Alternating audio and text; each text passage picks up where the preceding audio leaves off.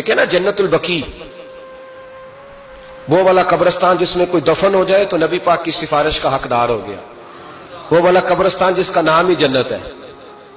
وہاں نا ایک یہودی اپنے جانور باندھا کرتا تھا، تو سرکار ایک دن اس طرف گئے تو واپس آئے، حضرت عثمان غنی قریب کھڑے تھے، نبی کریم صلی اللہ تعالی علیہ وسلم نے فرمایا عثمان اس جگہ کی طرف ذرا چکر لگانا، جگہ بڑی اچھی ہے۔ عثمان غنی گئے، جگہ خرید کے واپس آ گئے۔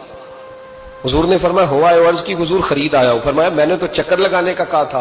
کہا یا رسول اللہ آپ نے یہ بھی تو فرمایا تھا جگہ بڑی اچھی ہے، تو جس کو آپ نے اچھا کہہ دیا یہودی کے پاس تو نہیں نہ رہنی چاہیے، تو میں نے خرید دی۔ شرم نہیں آتی لوگوں کو حضرت عثمان کے بارے میں بات کرتے ہیں، جس قبرستان میں سیدہ پاک بی بی صاحبہ حضرت فاطمہ الزہرا آرام کر رہی ہے، وہ زمین حضرت عثمان نے تحفہ دی ہے۔ حیا نہیں آتی بات کرتے؟ شرم نہیں آتی؟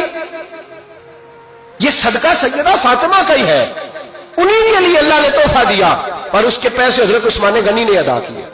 پھر اس قبرستان میں سیدہ پاک نے آرام کیا، پھر اسی قبرستان میں عثمان ابن مظعون نے آرام کیا، پھر اسی قبرستان میں حضرت حلیمہ سعدیہ لیٹی ہوئی ہے، اسی قبرستان کے اندر نبی پاک کی زوجہ سیدہ عائشہ آرام کرتی ہے، پھر اسی زمین پر میرے محبوب کے پیارے نواسے امام حسن آرام فرمائے۔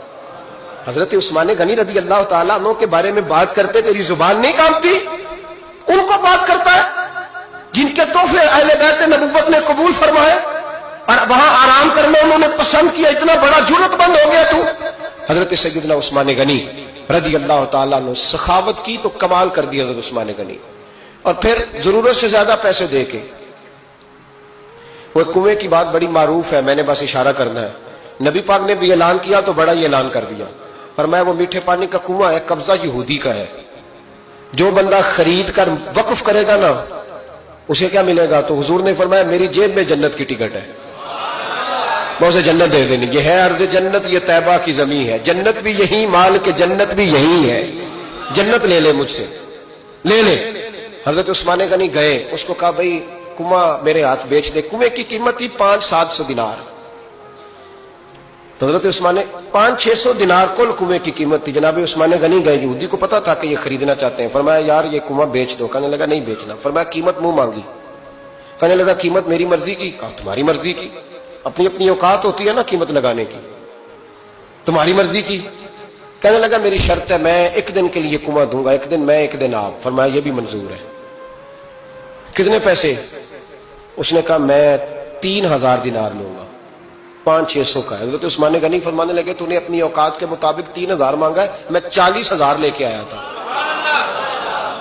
اپنی اوقات کے مطابق مانگا، 40,000 دینار میری جیب میں۔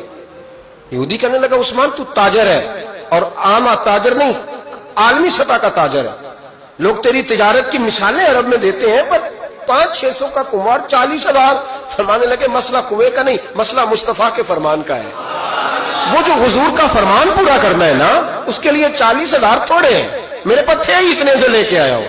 حضرت عثمان نے پیسے چکائے، اس نے کہا ایک دن پانی ملے گا۔ فرمایا منظور ہے۔